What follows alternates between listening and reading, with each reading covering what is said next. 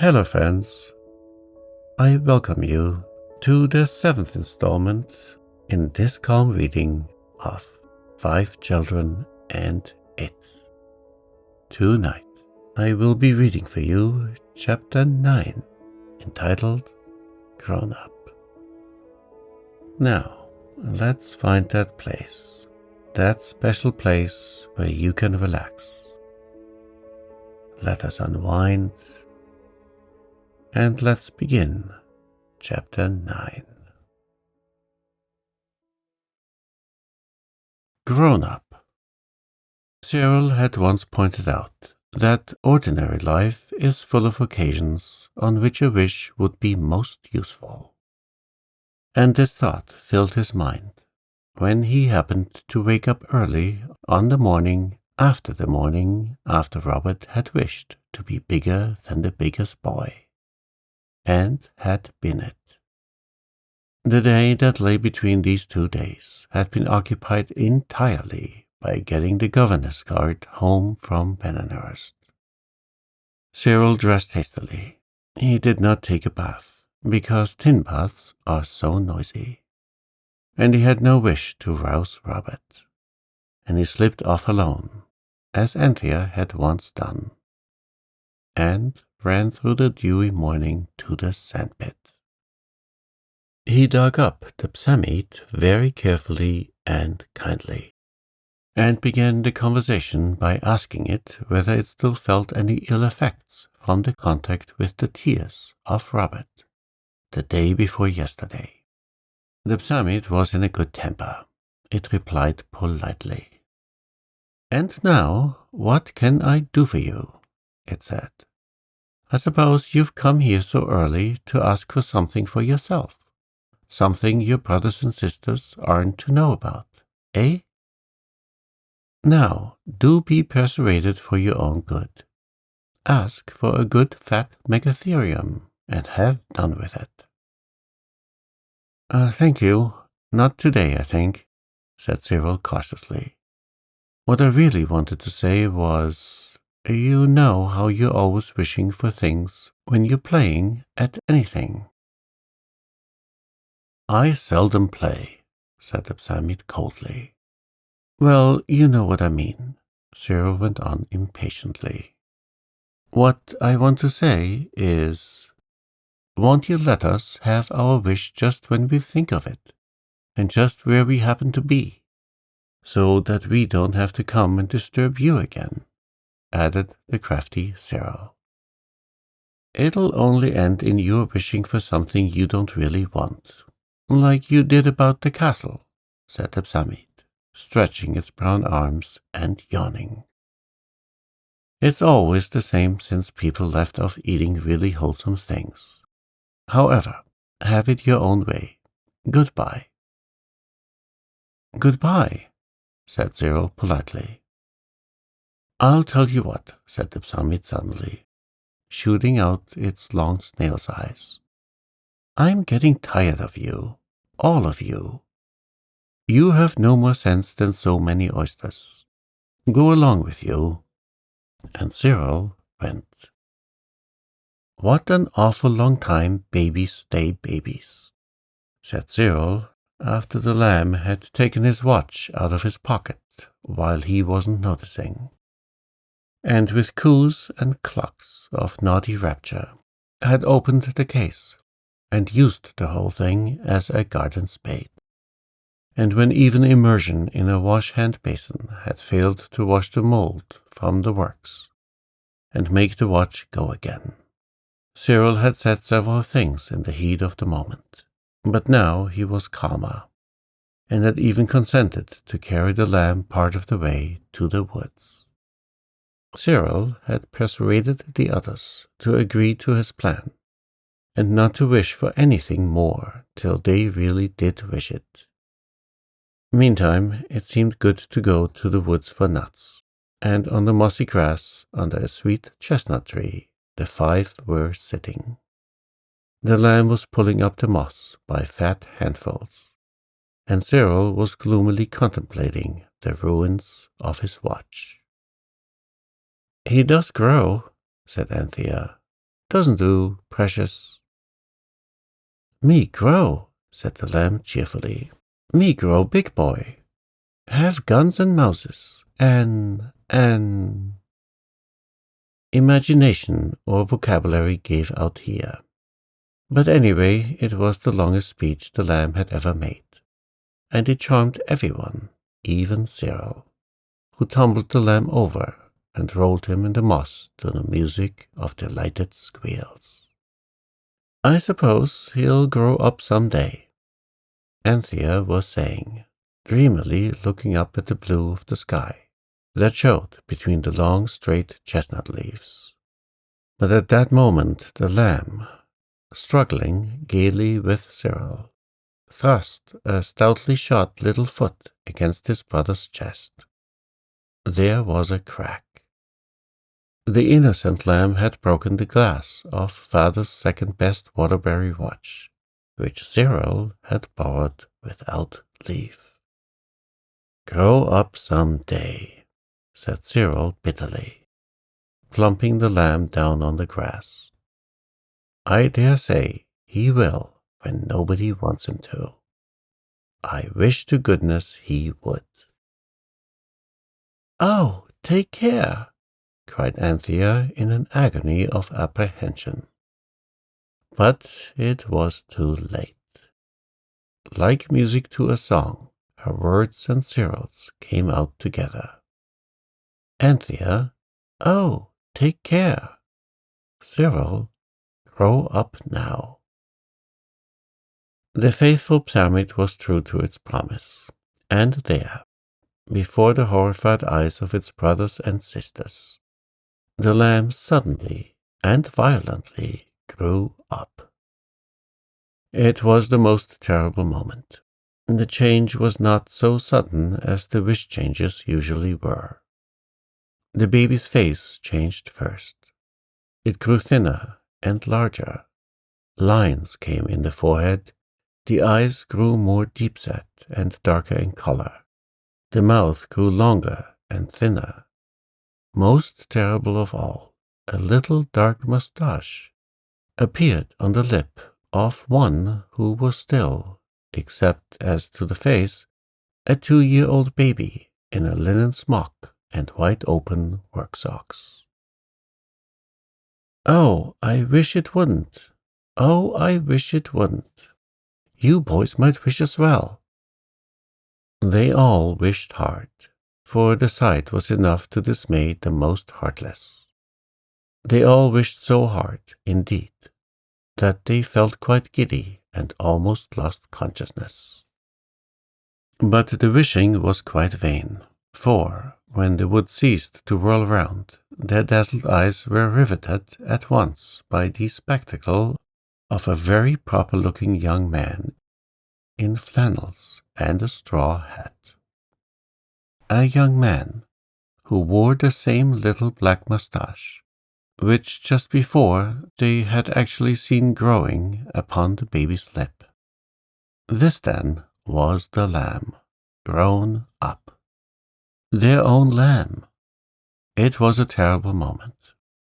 The grown-up lamb moved gracefully across the moss and settled himself against the trunk of the sweet chestnut. He tilted the straw hat over his eyes. He was evidently weary. He was going to sleep. Their lamb, the original little tiresome beloved lamb, often went to sleep at odd times and in unexpected places. Was this new lamb in the grey flannel suit and the pale green necktie like the other lamb, or had his mind grown up together with his body? That was the question which the others, in a hurried council held among the yellowing bracken a few yards from the sleeper, debated eagerly. Whichever it is, it'll be just as awful, said Anthea. If his inside senses are grown up too, he won't stand our looking after him. And if he's still a baby inside of him, how on earth are we to get him to do anything? And it'll be getting on for dinner time in a minute. And we haven't got any nuts. said Jane. Oh, bother nuts, said Robert. But dinner's different. I didn't have half enough dinner yesterday. Couldn't we tie him to the tree and go home to our dinners and come back afterwards? A fat lot of dinner we should get if we went back without the lamb, said Cyril in scornful misery. And it will be just the same if we go back with him in the state he is now. Yes, I know it's my doing. Don't rub it in. I know I'm a beast and not fit to live. You can take that for settled and say no more about it. The question is, what are we going to do? Let's wake him up and take him into Rochester or Maidstone and get some grub at the pastry cook's, said Robert hopefully. Take him, repeated Cyril. Yes, do. It's all my fault. I don't deny that. But you'll find you've got your work cut out for you if you try to take that young man anywhere. The lamb always was spoiled, but now he's grown up. He's a demon, simply. I can see it. Look at his mouth. Well then, said Robert, let's wake him up and see what he'll do. Perhaps he'll take us to Maidstone and stand Sam. He ought to have a lot of money in the pockets of those extra special bags. We must have dinner anyway. They drew lots with little bits of bracken. It fell to Jane's lot to waken the grown-up lamb. She did it gently by tickling his nose with a twig of wild honeysuckle. He said, "Bother the flies," twice, and then opened his eyes. "Hullo, kiddies," he said in a languid tone. "Still there? What's the giddy hour? You'll be late for your grub." "I know we shall," said Robert bitterly. "Then cut along home," said the grown-up lamb. "What about your grub, though?" asked Jane. "Oh, how far is it to the station, do you think? I've a sort of notion that I'll run up to town and have some lunch at the club." Blank misery fell like a pall on the four others. The lamb, alone, unattended, would go to town and have lunch at a club. Perhaps he would also have tea there. Perhaps sunset would come upon him amid the dazzling luxury of clubland, and a helpless, cross, sleepy baby would find itself alone amid unsympathetic waiters, and would wail miserably for "panty" from the depths of a club armchair. The picture moved Anthea almost to tears. "Oh, no, lamb ducky, you mustn't do that," she cried incautiously. The grown-up lamb frowned. "My dear Anthea," he said, "how often am I to tell you that my name is Hilary, or St. Maur, or Devereux?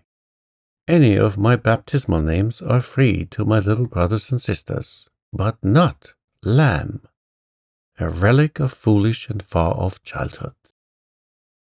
This was awful.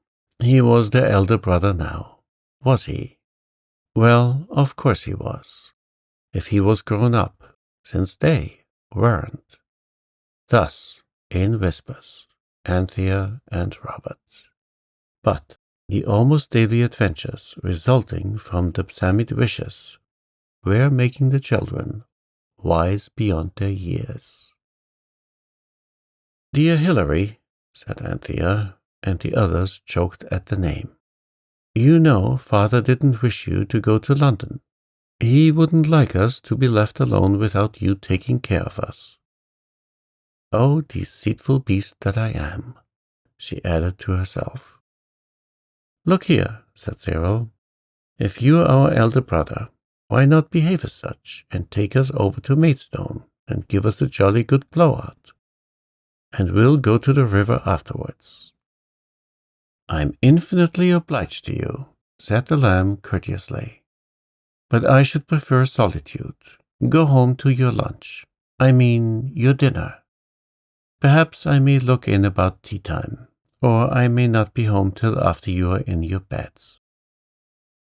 Their beds. Speaking glances flashed between the wretched four. Much better would be for them if they went home without the lamb. "We promised, Mother, not to lose sight of you if we took you out," Jane said, before the others could stop her. "Look here, Jane," said the grown-up lamb, putting his hands in his pockets and looking down at her. "Little girls should be seen and not heard. You kids must learn not to make yourselves a nuisance. Run along home now, and perhaps, if you're good, I'll give you each a penny tomorrow." "Look here," said Cyril in the best man-to-man tone at his command. "Where are you going, old man? You might let Bobs and me come with you, even if you don't want the girls." This was really rather noble of Cyril, for he never did care much about being seen in public with the lamb, who of course after sunset would be a baby again. The man-to-man tone succeeded. "I shall just run over to Maidstone on my bike," said the new lamb airily, fingering the little black moustache. "I can lunch at the Crown, and perhaps I'll have a pull on the river. But I can't take you all on the machine, now can I? Run along home, like good children." The position was desperate. Robert exchanged a despairing look with Cyril. Anthea detached a pin from her waistband, a pin whose withdrawal left a gaping chasm between shirt and bodice, and handed it furtively to Robert, with a grimace of the darkest and deepest meaning. Robert slipped away to the road. There, sure enough, stood a bicycle, a beautiful new freewheel. Of course, Robert understood at once that if the lamb was grown up, he must have a bicycle. This had always been one of Robert's own reasons for wishing to be grown up. He hastily began to use the pin. 11 punctures in the back tire, 7 in the front. He would have made the total 22, but for the rustling of the yellow hazel leaves, which warned him of the approach of the others.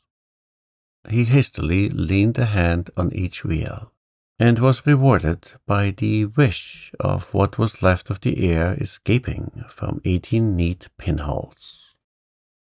"Your bike's run down," said Robert, wondering how he could so soon have learned to deceive. "So it is," said Cyril. "It's a puncture," said Anthea, stooping down and standing up again, with a thorn which she had got ready for the purpose. "Look here." The grown-up lamb, or Hilary, as I suppose one must now call him, fixed his pump and blew up the tire. The punctured state of it was soon evident. "I suppose there's a cottage somewhere near, where one could get a pail of water," said the lamb. There was. And when the number of punctures had been made manifest, it was felt to be a special blessing that the cottage provided teas for cyclists. It provided an odd sort of tea and hammy meal for the lamb and his brothers. This was paid for out of the 15 shillings which had been earned by Robert when he was a giant.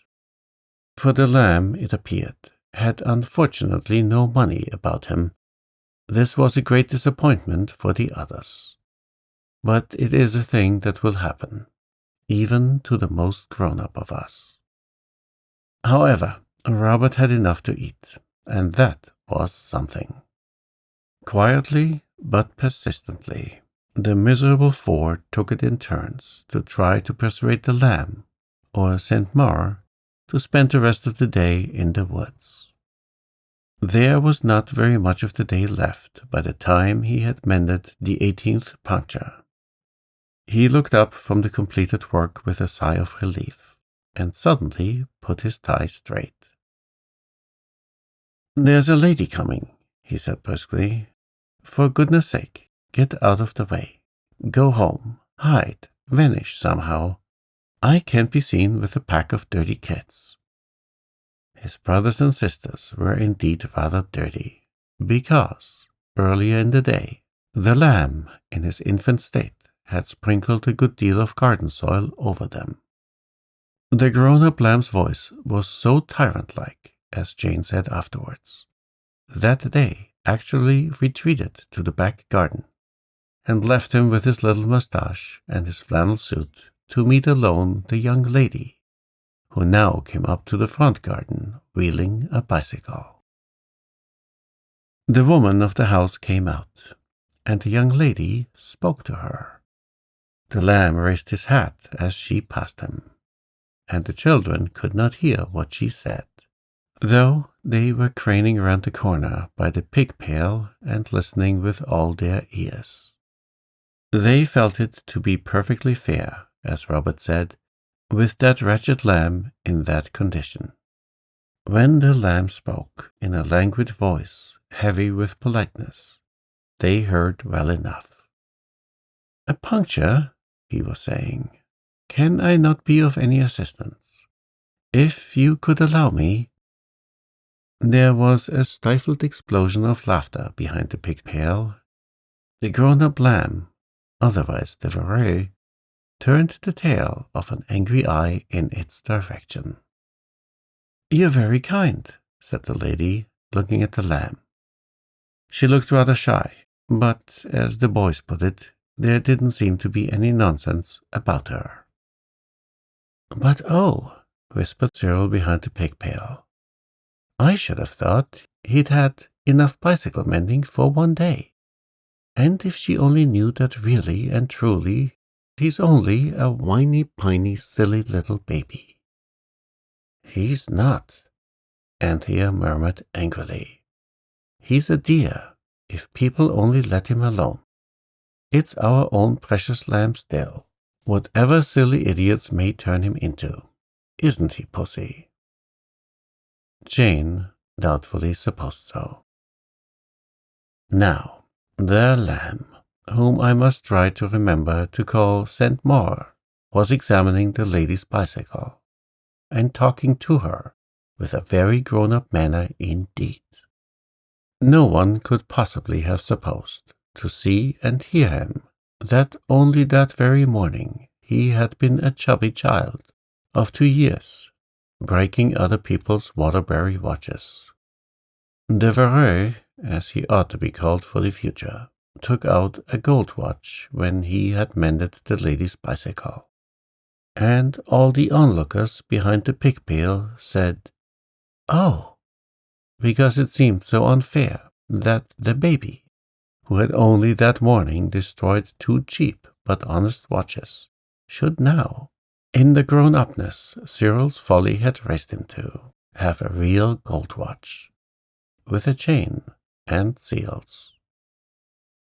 Hilary, as I will now term him, withered his brothers and sisters with a glance, and then said to the lady, with whom he seemed to be quite friendly, "If you will allow me, I will ride with you as far as the crossroads. It is getting late, and there are tramps about."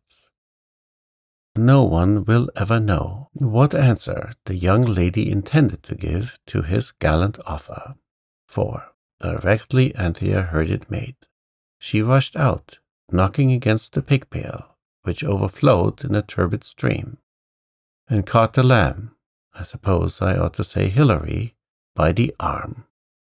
The others followed, and in an instant the 4 dirty children were visible, beyond disguise. "Don't let him," said Anthea to the lady, and she spoke with intense earnestness. "He's not fit to go with anyone." "Go away, little girl," said St. Maur, as we will now call him, in a terrible voice. "Go home at once." "You'd much better not have anything to do with him," the now reckless Anthea went on. "He doesn't know who he is. He's something very different from what you think he is." What do you mean? Asked the lady not unnaturally, while Devereux, as I must term the grown-up lamb, tried vainly to push Anthea away. The others backed her, and she stood solid as a rock. You just let him go with you, said Anthea. You'll soon see what I mean. How would you like to suddenly see a poor little helpless baby spinning along downhill beside you with its feet up on a bicycle it had lost control of? The lady had turned rather pale. Who are these very dirty children? She asked the grown-up lamb, sometimes called St. Maur in these pages. I don't know, he lied miserably. Oh, lamb, how can you? Cried Jane, when you know perfectly well you're our own little baby brother that we're so fond of. We're his big brothers and sisters, she explained, turning to the lady, who with trembling hands was now turning her bicycle towards the gate. And we've got to take care of him. And we must get him home before sunset, or I don't know whatever will become of us.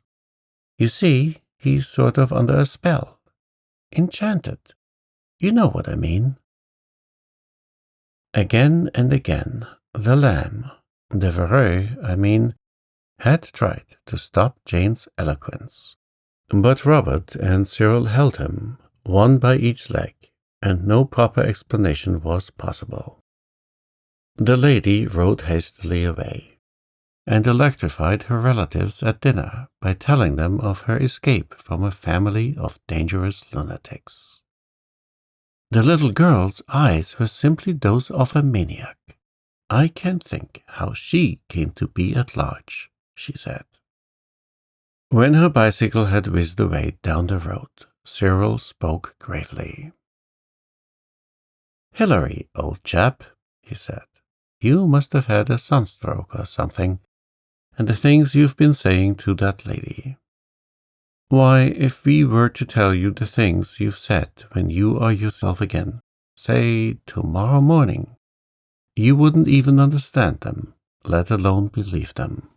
You trust me, old chap, and come home now, and if you're not yourself in the morning, we'll ask the milkman to ask the doctor to come. The poor grown-up lamb, St. Maur was really one of his Christian names, seemed now too bewildered to resist.